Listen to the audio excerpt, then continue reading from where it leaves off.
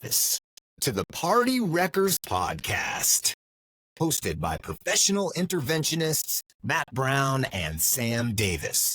This is a podcast for families or individuals with loved ones who are struggling with addiction or alcoholism and are reluctant to get the help that they need.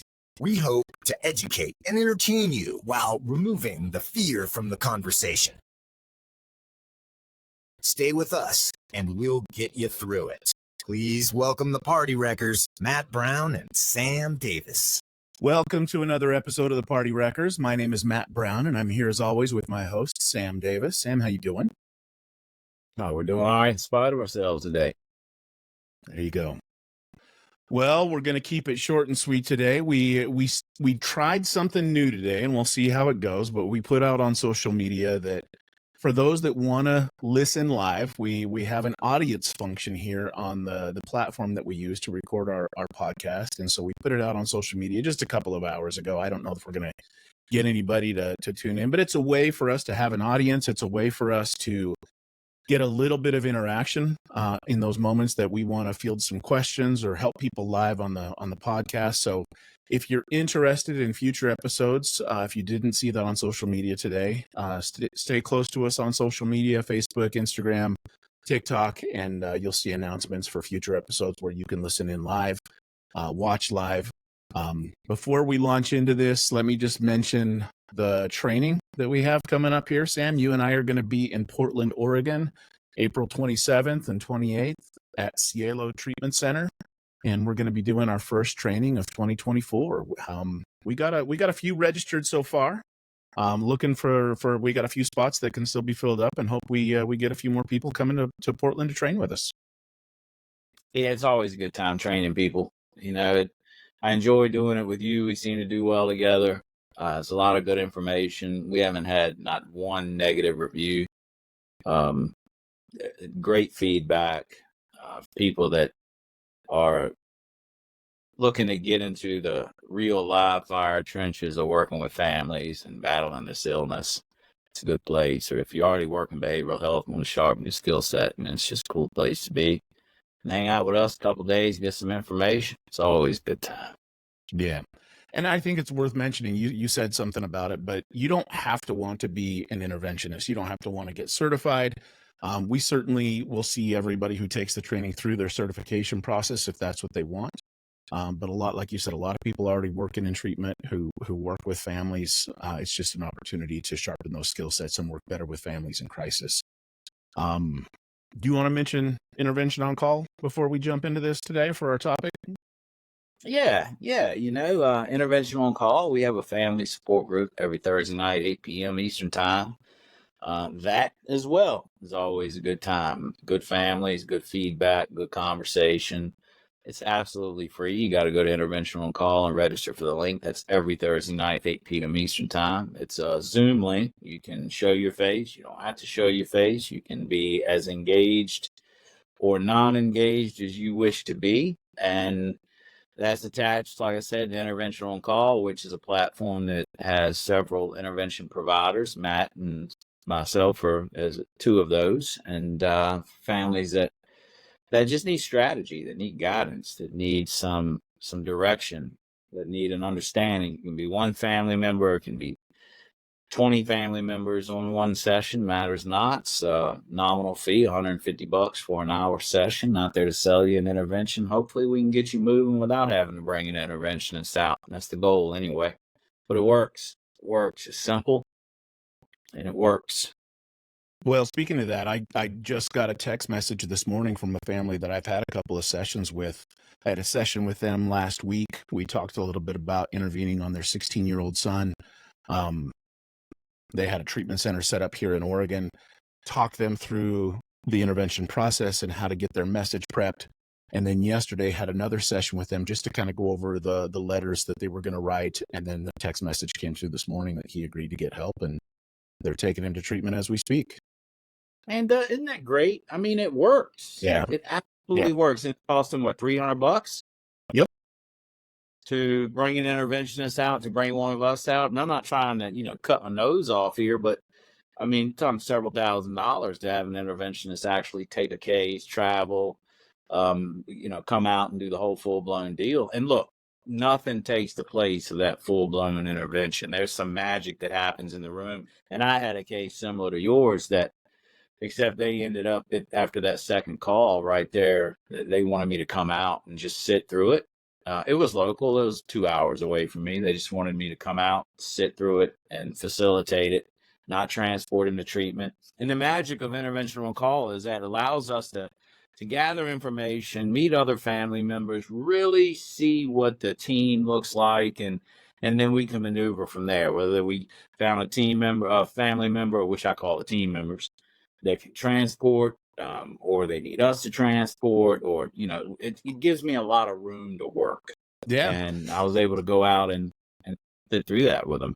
Well, in yesterday's session, not only did we go over the letters that they had written, but I was able to talk specifically to the man who was going to be leading the intervention, kind of coach him on how to run point and maintain some control over the flow of communication and conversation, and what to do in certain situations. Should the person want to get up and leave, or should the individual, have certain objections? We were able to talk specifically to him as the leader on how to handle that without the situation kind of devolving into, I don't want to say chaos, but just some disorganization if certain questions got asked or if certain scenarios came up. And so it was really just not only the message, but just really giving them some confidence around how to structure the experience so that the outcome could be as good as it turned out to be in this case, which is great. Now, how did you determine who the leader was going to be? I really, I relied pretty heavily on the mom and the dad. They were not going to be the leaders. They felt like they were not going to be the right people to be the spokesperson for the group. And so as we talked, they suggested an individual, and I felt good about that. And so I was able to focus a lot of that attention on that part of his duties towards him specifically. What was his, what was that dynamic like? I mean, what relation was the family? Was just a family friend? He was an family in-law. member. He was an in-law who had a little bit of a past, and this young man knew about his past. So it also kind of gave him some street cred, I guess, is another way of saying it. Like, this is a guy who's been where I've been to some degree. And so he was able to speak from a place of experience and authority, as well as not to have his emotional buttons pressed during the experiences as mom and dad might have. And that's the main thing. Someone who can keep their cool, someone who's not going to get pulled down the rabbit hole of debate. And I'm always with families is, look, when they're going to try it, when they're not try it, because try, what does Yoda say? Either do or do not. You don't try. I don't like that word try, but times use it in spite of that. Is, don't be afraid to abort the mission if it starts going south. Like, bail out, like back away, regroup. We'll address this another way. Maybe you do have to have someone come out. But yeah, I usually don't recommend that some people do it on their own unless I feel confident, like, hey, we've got a family here that can follow directions and really they really honed in on what exactly needs to happen. They've been beat down, they're done, they've done some of their own work, they're following directions, they're asking questions. Now sometimes, and I know you do as well, because we were just talking about this on the phone earlier today, I get these families, there's a type of family that'll call, and I can't move them. I can't get them out of the crisis. I can't de-escalate them. I can't, they ask a question and follow up with 15 answers like you were saying, and they just can't get out of the way. Yeah. It's sad because it's frustrating as well, because like I pride myself in my ability to talk a family through a situation. That's what we do. Yeah. But there are just some that are so far into the crisis, and they call. Usually they call when their loved one is actively creating chaos in the moment or within the last 12 hours, and they want you to just drop and come up there immediately and do their work for them. And to even get into what is addiction, what is causing the addiction, what is what is the, that there's emotional health at play here, and addiction as a result of the education. You can't even get into it because they're like, no, no, no, no, no. We need you to come up here. This needs to ease. Da, da, da, da, da, da, da. Yeah. And this kind of phenomena of overthinking things, there's been a lot of families, and especially recently, there's been a couple that come to mind where there's so many questions that you can tell that this family's thought process is just spinning. They can't stop questioning every little detail because I guess this is just my opinion, but I think that there's this intense need to control, this intense need to be able to force the outcome to be what they hope it will be, that they want to plan for every possible scenario. And I mean, first of all, that's impossible. You can't do that. And to try to control something, I mean, that's kind of what got this family, and particularly the individual that's in crisis, to this situation in the first place, is that need to control. We want to tell ourselves that we're in control of something, whether it's an addiction or whether it's codependency to somebody who's in addiction, that we have this illusion of control, that somehow we're going to force the outcome to be what we want it to be. And this one family that I worked with recently, I mean, they were recently at a family experience at a treatment center, and the treatment center actually was considering discharging the client because this family kind of hijacked the process in certain moments where it was very clear that they didn't trust the treatment center. They didn't trust the choice that they had made to put their loved one in this particular treatment center. And it got to a point, luckily they were able to kind of walk back from that and realize, like, oh, okay, we're creating a problem here. We're part of the crisis. And they were able to kind of see some things that they hadn't been able to see up to that point. Luckily, the team running the family program was just amazing and kind of very gently helped them through that. But for a moment there, they were considering not having this family or this individual be a part of their program anymore, simply because there was no way, because of just the rampant overthinking that was going on. And a lot of times it's because there's somebody with a very high level of intelligence, and it's like, well, I'm smart, so I can think my way through this. And it's tough. It's real tough sometimes to get a family to get out of the story, like you were saying, and get into a mode where they're willing to follow a plan to come to a solution. Well, man, that's what beats the addicted individual over the head too, is because we're highly intelligent people. Mainly, we've done some dumb things, but addicted individuals are highly intelligent people, and they feel like they can think their way through this, and it keeps stumping them. They can't figure out, why do I keep going? Why do I make these insane decisions? Families that very accomplished, very highly intelligent, gifted, talented, successful families that have thought their way through life and have done well and have reaped the rewards of thinking well and following up with actions on those thoughts, and their thinking around this with their loved one just keeps punching them in the face every single time, and it just baffles the hell out of them. It just does. And I get it. I understand it. I feel for them. I got off the phone with this family. They didn't proceed with an intervention. Then they called the next day and said, you know what, we're not ready. We're not ready. And so, I gave them some suggestions on what they can do to get ready. Is just get some education, come to the table with some family support groups in your area or virtually, and just be willing to listen and follow some directions.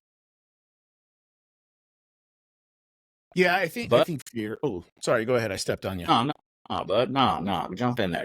I was just feeling kind. I mean, fear can be a really powerful thing. And I think that in the moments when I look at the times that I've been overthinking, because I'm certainly guilty of this like any other human being, it's been out of fear. It's been out of how do I solve this problem?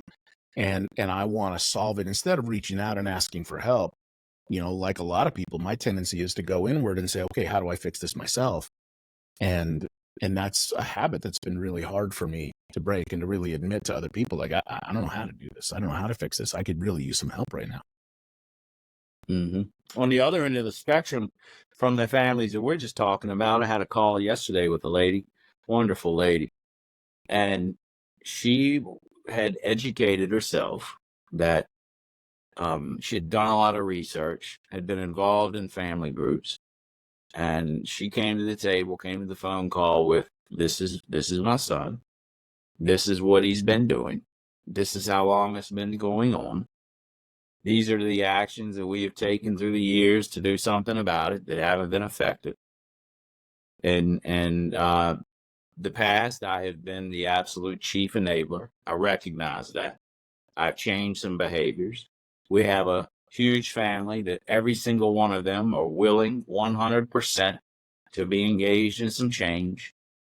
And right now, he's being enabled by another family member, but they recognize that and are willing 100% to do some things that would be effective. But we don't know what those things are. What do we do? And she was very clear once we got off the phone of what to do and was very willing to go do it. Those families are so nice to work with because I told her, I said, look, your battle's half over. Like, I hope you'll be rejoicing because, I know that your loved one isn't getting well yet. I said, but believe it or not, you're already halfway through the battle because you already have the team assembled. You have the willingness in the team to follow directions to do things differently. And you come to the table understanding that nothing that's happened up until this point has been effective, and you're seeking some guidance to do something different. I said, that is most of the battle of an intervention, is forming a team and getting everyone willing and able to follow some directions. And I know I sound like I'm, chastising families, but I'm not. It's just the facts that I'm seeing out here and the things that I do. Well, in the last episode, we talked about the guy that I heard at my first speaker meeting, the guy that I thought that I was not going to have anything in common with, who ended up having a profound impact on me. And the one thing that I remember from what he said, when he talked about his time in combat in Vietnam, he talked about the process of surrender. And he said, when I was on the battlefield, we would engage with the enemy and there was an exchange of gunfire. We were trying to kill each other. And when the enemy wanted to surrender, there was a very specific process that we required them to go through in order for them not to die. The first thing that we told them to do was throw down their weapons and get down on their knees, put their hands in the air and wait for us to tell them what to do. And he said, my addiction requires the same thing of me. He said, if I don't throw down my weapons, get down on my knees, put my hands in the air and wait for somebody to tell me what to do, I'm probably going to die. And I think for families, it may not necessarily be a life or death situation for them, but I think that moment of surrender is just as powerful for a family where they can just say, what I'm doing isn't working. And I need someone to tell me what to do. And so when you have a family that's come to a conversation like the one you just described, where there's a degree of surrender and sometimes a significant degree of surrender, it's like, I don't know what to do, but I'd love for you to tell me. You go into a meeting and you hear somebody say, I'm done. Like, I don't know what to do. And I need a sponsor and I need to work the steps. And, whatever you guys tell me to do, I'm going to do. That's a guy that's got a really good chance of getting a good start in recovery. And as long as he maintains that humility, he's probably going to stay sober. Same thing with the families. Yeah, the ones that I see come in like that, the guys slide in the rooms, the girls slide in the rooms, and they do that, they generally get well. It's maintaining that humility sometimes that's the hard part, but again, that's really not what we're talking about here. That's that, when we overthink things, there's this delusion that I'm hanging on to that maybe I'm going to come up with the solution. Maybe I'm going to think my way out of this instead of really relenting and saying, I don't know what I'm doing. Can you tell me? It seems like you got this figured out. Why don't you tell me what to do? I think a key ingredient that they miss, and I can completely understand this, is that they don't maintain the understanding that their loved one is currently insane. Like literally insane. Like no jokes, no exaggeration, no misuse of the word. Their addicted loved one is literally insane at that moment. Even when they're not under the influence, they are insane. because they make the decision to go get more in a stone cold sober state of mind. Craziest thing they do. So they don't really understand that they're trying to reason with an insane person. And you just can't do that. You just can't do that. Yeah. This family that couldn't get out of their way was like, they couldn't wrap their head around the idea that the change had to start with them.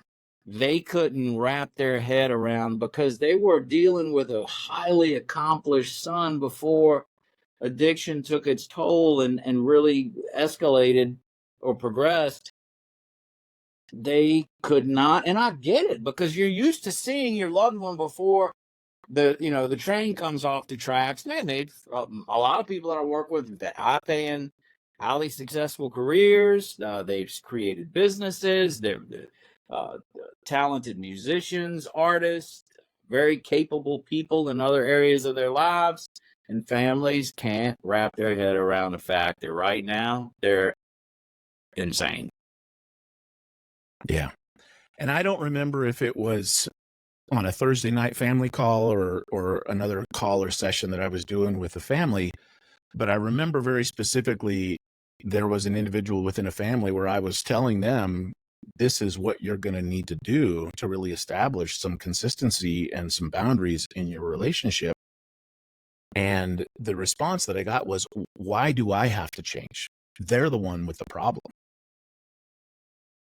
And the response that I had to give this person is, if that's the way you're going to look at this, you're given every bit of control over your future happiness and your present happiness to something that's completely out of your control. And what they can't see. Oh, I didn't mean to step on you. No, you're good. You're good. Go ahead. And what they can't understand at that time, when they say, well, why do I have to change? They can't understand, based on where they are, that the change that they will make, or that they should make, could make, would make, need to make, will benefit them not only in this area of their life with their addicted loved one, but with every relationship that they have. Like, this change isn't just specific for addiction and for this situation. It's to live your life by, to interact with people, boundaries, understanding, lowered expectations, resentment. It's the change that is made benefits them in every area of their life. Yeah. And that's the thing about boundaries is, if I have healthy boundaries, I don't have to worry about trying to control somebody else.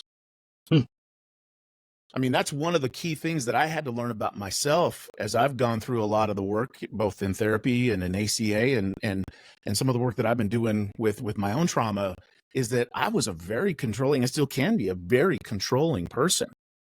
And that has everything to do with a lack of boundaries. When I don't have boundaries, I usually am engaged in some sort of behavior that's either trying to get something from someone else by manipulating them to do things the way that I want them to, or to try to prevent them or control them from doing something that I don't want, instead of just setting a boundary and saying, okay, that's my line. Whatever side of that line you want to be on, you let me know. And when I do that, it frees me in so many different ways. And I don't have to think about what somebody else is doing or how they're going to impact my life. The boundary's there. You're welcome to be a part of my life. Just respect that boundary. And it just, there's so much freedom that can come from that. And here's a plot twist too, is that if someone's loved one goes and gets well, like, wellness for an addicted individual looks like boundaries too from them.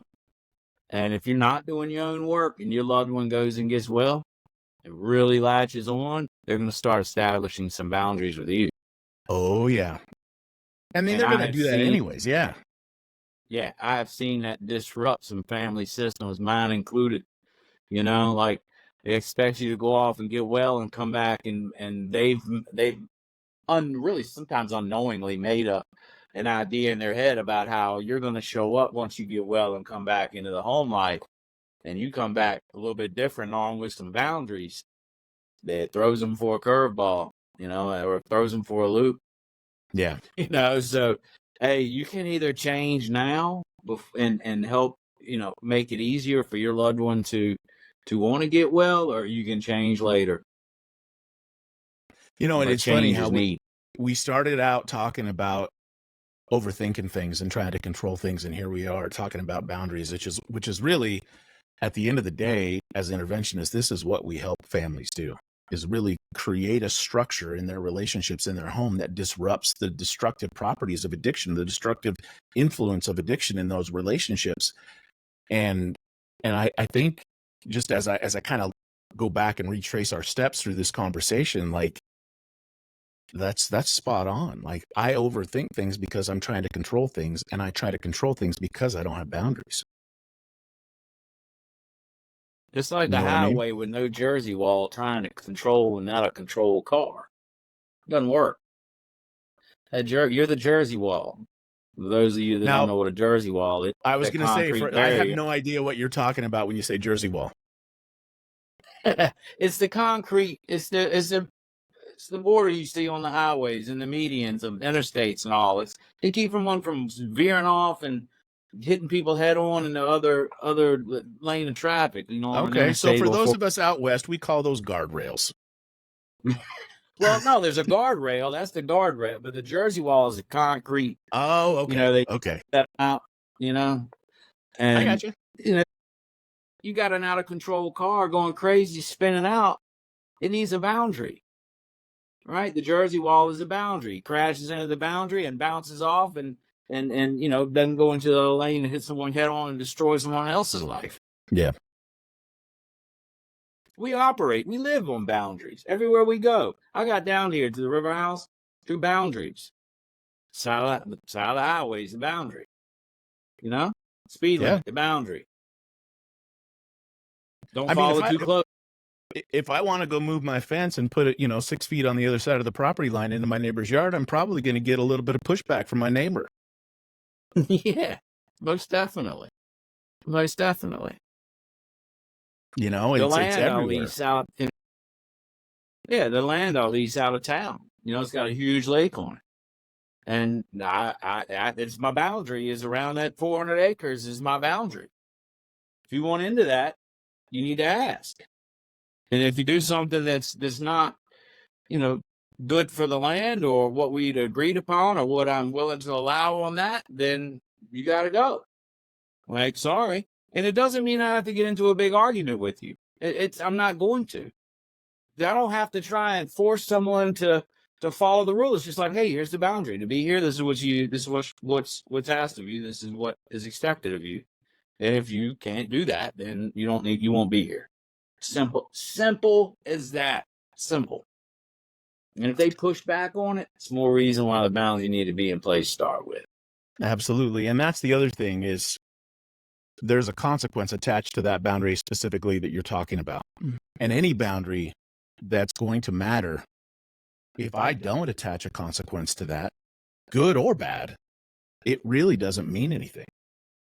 It's kind of going back to, I was able to move boundaries in my family because the message was, if you do this again, there's going to be consequences. And the threat of consequence is not a consequence. The threat of consequence is, we'll give you a pass this time, but do it again and there's going to be a consequence. Well, I don't have to experience anything now. I don't have to change anything now. And so I never did until they stepped out of the way. And then life had to give me some consequences, because life is going to naturally provide us with some consequences, whether it's through law enforcement, whether it's legal, whether it's medical, whether it's relational. Most people out in the world, they're not going to put up with my nonsense. So I've got to show up correctly for them if I'm going to be employed, if I'm going to operate in society. Like, nobody cares who I am or what I've done or what I haven't done. There are certain expectations of me that life just naturally demands. Yes, indeed. Indeed, I learned that the hard way through my life many times. Yeah, I think we all have to. Sure did. I don't think there's a person that comes out of this without a few bumps and bruises and scrapes. But, I guess as a dad, I hope that I can give my kids an opportunity to learn from my mistakes. But I see them sometimes doing the exact same things that I did. And it's like, okay, bud, here we go. You're in for it. I you know, if that's how you got to learn, that's how you got to learn. I say, And bud, God, because it's wisdom usually my is. son. I see the same. I was just gonna say, and I told mine the other night, night before last. I mean, it was the night before last, but he was trying to feed me some BS. I said, "Sir, listen, you have to first realize that what you're doing here is you're trying to BS the king of BS." I said, "I have been where you are. I've done what you're doing. I have experienced what you want to experience. I have, and you are feeding me a line, and I have fed the line. I've fed Yeah. it before. Just stop. It's not working for you. It's not." He's gonna have to have an experience though. He's sitting around drugs or alcohol and like that, just around, him doing teenage stuff with his truck. And I was thinking last night, the wisdom. What is wisdom? Like, what is the wisdom? I think the wisdom is not the doesn't mean that my mind is never gonna tell me stupid things again, because it did up until probably half an hour ago. It's come to me with some crazy ideas. It's that I'm not going to react. I'm not going to act on it immediately. I'm not going to latch onto it and think that's a great idea and run with it. It means that I'm going to pause. Wisdom to me it's a lot of lived experience. So there's not as many crazy ideas and crazy thoughts, but when the thoughts come, it's the ability to pause and step back and look at my past experiences and relate that to this idea and say, okay, where do I go from here? Yeah. It's the slowing down a little bit. And I think to bring this full circle, I mean, that's a great way to kind of bring this back to that original thought of just kind of overthinking things, because that's my biggest barrier when I'm overthinking something is I just can't slow down. Mm-hmm. I can't stop thinking. I can't stop this brain of mine from running at 100 miles an hour and, hoping that at some point I'm going to run into the solution instead of just stopping and slowing down and saying, okay, maybe it's time for a different perspective, or maybe it's time for a break. It's hard to do. It's hard to do for sure. And I hope that, families listening to this might get something out of that, because, when you look at it, wisdom and knowledge are very, very different. Knowledge is something that I've learned. Wisdom is usually something that I've experienced. Yes. Matt, it's been a wonderful time. Yeah. Till next time. We did. We've had one person with us, so they've been with us for, about 20, 25 minutes now. So thank you for being here. And hopefully they'll come back next time you see the invitation on social media. Yeah, appreciate it. If I'd have known, I would have done a different camera angle, not showing like the underside of my neck. I'm now a little self-conscious. I had somebody peeping in on us for 25 minutes. That's why I didn't mention it. Yeah. I didn't want you to get self-conscious. All right, buddy. All right. See you next time. Yes, sir. All right. Bye.